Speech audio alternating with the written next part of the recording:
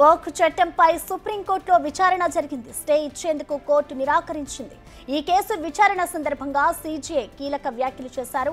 పార్లమెంటుకు చట్టాలు చేసే అధికారం లేదా అంటూ కామెంట్ చేశారు. హిందువుల కోసం కూడా పార్లమెంటు చట్టాలు చేస్తుంది కదా అని అన్నారు. ఢిల్లీ హైకోర్టు కూడా వక్ఫ్ భూమిలోనే ఉందని అంటున్నారని, చారిత్రక పురావస్తు ఆస్తులను వక్ఫ్గా ప్రకటించడానికి వీల్లేదని సీజే వ్యాఖ్యలు. తదుపరి విచారణ రేపు మధ్యాహ్నం 2 గంటలకు వాయిదా వేశారు. దీనిపై పూర్తి సమాచారాన్ని మా ప్రతినిధి శివ అందిస్తారు. ఢిల్లీ నుంచి శివ. రైట్ ప్రసన్న, ఈరోజు వక్ఫ్ సవరణ చట్టానికి సంబంధించి చట్టాన్ని తేవడాన్ని సవాల్ చేస్తూ పలు పిటిషన్లు దాఖలై పిటిషన్ పై సుప్రీంకోర్టు త్రిసభ్య ధర్మాసనం ప్రధాన న్యాయమూర్తి సీజే సంజీవ్ ఖన్నా ధర్మాసనం విచారణ జరిపింది. దీనిలో ప్రధానంగా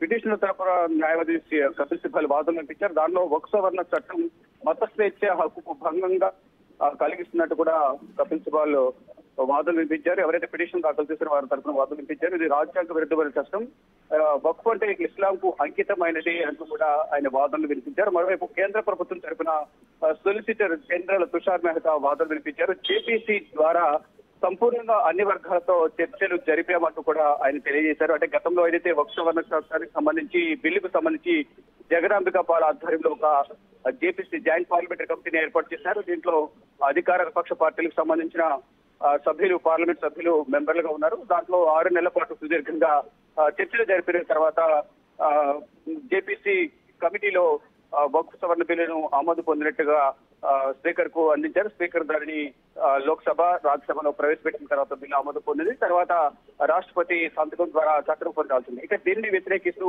దేశవ్యాప్తంగా నిరసనలు వెలువెత్తాయి. మరోవైపు సుప్రీంకోర్టు కూడా పిటిషన్ దాఖలు చేసిన నేపథ్యంలో ఈరోజు త్రిసభ్య ధర్మాసనం మధ్యాహ్నం 2 గంటల నుంచి విచారించింది. అయితే మళ్ళా తదుపరి విచారణ రేపటికి వాయిదా వేసింది. ఈ సందర్భంగా ఇటు పిటిషన్ తరపున వాదనలు, మరోవైపు ఇటు ప్రతివాదులకు కూడా నోటీసులు, కేంద్ర ప్రభుత్వానికి ప్రతివాదులకు కూడా నోటీసులు జారీ చేశారు. దీనిలో ఇటు సుప్రీం ధర్మాసనం కూడా సీజే కూడా కీలక వ్యాఖ్యలు చేశారు. హిందువుల ఆస్తులను హిందువులు నిర్వహిస్తున్నారు కదా అంటూ కూడా ఆయన వ్యాఖ్యానించారు. పార్లమెంటుకు చట్టాలు చేసే అధికారం లేదా, హిందువుల కోసం కూడా పార్లమెంట్ చట్టాలు చేస్తుంది కదా అంటూ కూడా తెలియజేశారు. ఢిల్లీ హైకోర్టు కూడా వక్ఫ్ భూమిలోనే ఉందని, ఆ యొక్క చారిత్రక పురావస్తు ఆస్తులకు వక్ఫ్గా ప్రకటించడానికి వీల్లేదంటూ కూడా సీజే ధర్మాసనం తెలియజేసింది. స్టే ఇచ్చేందుకు ఏదైతే స్టే ఇవ్వాలంటూ కూడా, మధ్యంతర స్టే ఇవ్వాలంటూ కూడా ఎవరైతే పిటిషనర్ల తరపు న్యాయవాదులు కోరిన నేపథ్యంలో స్టే ఇచ్చేందుకు నిరాకరించారు. ఇక రేపు మధ్యాహ్నం తదుపరి విచారణ కొనసాగిస్తామంటూ కూడా సుప్రీంకోర్టు త్రిసభ్య ధర్మాసనం తెలియజేసింది. మరోవైపు ఏదైతే మధ్యంతర వక్ఫ్ చట్టానికి సంబంధించి సుప్రీంకోర్టు మధ్యంతర ఉత్తర్వులు ప్రతిపాదనకు సంబంధించి కూడా కొన్ని కీలక వ్యాఖ్యలు కూడా చేశారు. మొత్తం చూసుకుంటే ఈరోజు మొత్తం ఇటు అధికార పక్షానికి సంబంధించిన బీజేపీకి సంబంధించి మద్దతుగా 7 రాష్ట్రాల నుంచి పిటిషన్లు దాఖలై వక్ఫ్ సవరణ చట్టానికి మద్దతుగా, వ్యతిరేకంగా కూడా అనేక పార్టీలు పిటిషన్లు దాఖలు చేసిన నేపథ్యంలో పిటిషన్ల విచారణ కొనసాగుతుంది. సుదీర్ఘంగా విచారణ కొనసాగే అవకాశం ఉంది కాబట్టి రేపు కూడా దీనిపై విచారణ జరపాలని కోరిన నేపథ్యంలో రేపు మధ్యాహ్నం మళ్ళా దీనిపై విచారణ చేస్తామంటూ కూడా సుప్రీం త్రిసభ్య ధర్మాసనం తెలియజేస్తుంది.